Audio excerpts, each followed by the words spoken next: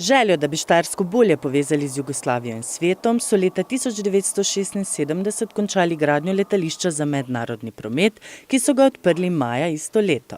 V tistih časih je bilo letalstvo drugačno, kot ga poznamo danes. Velika razlika je v času, takrat, ko sem začel v letih 77, torej bilo nas je veliko več, veliko letalstvo je bilo dostopno bolj večjim množicam, dijaki in tudi mladi so se lahko to bolj privoščili in so se lahko več ukvarjali z letalstvom. Danes je ta zadeva seveda šla na čisto komercialno raven in v tem smislu si mladi danes tega tudi veliko težje privoščijo. Kar se pa tiče same tehnike letenja, tehnike letal, mi smo takrat leteli še na letalih, ki so bila bistveno manj razvita, bistveno slabša.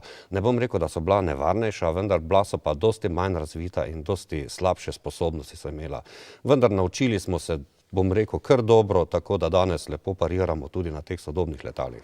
V času samostojne Slovenije je bilo letališče nekaj časa zaprto. Brez prave vizije in strategije so ga predajali raznim lastnikom, ki pa vanj niso dolgoročno investirali.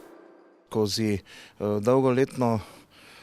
dolgoletni obstoj letališča se je pač pokazalo, da očitno ni bilo toliko potencijala in ni se letališče razvilo tako, kot se je predvidevalo.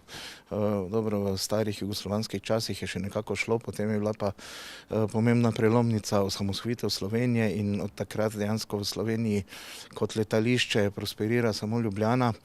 Naš del je nekje na stranskem tiru.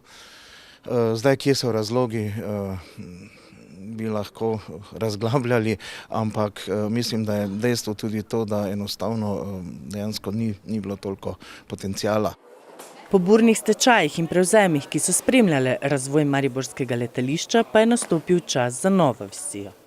Dejansko preteklo leto po spremembi lastništva podjetja Aerodrom, kot veste, so pač vstopili azijski vlagatelji in prevzeli podjetje Aerodrom in potem je bila podpisana pogodba o dolgoročnem najemu za 15 plus možnih 5 let in dejansko je bila predstavljena strategija razvoja letališča, ki ima čisto druge poudarke kot doslej, namreč usmerjalo se bo predvsem na azijski trg, torej na direktne polete z predvsem Kitajsko, tudi Indija, še naprej Azija, prihod potnikov v Maribor in potem nadaljevanje po Evropi.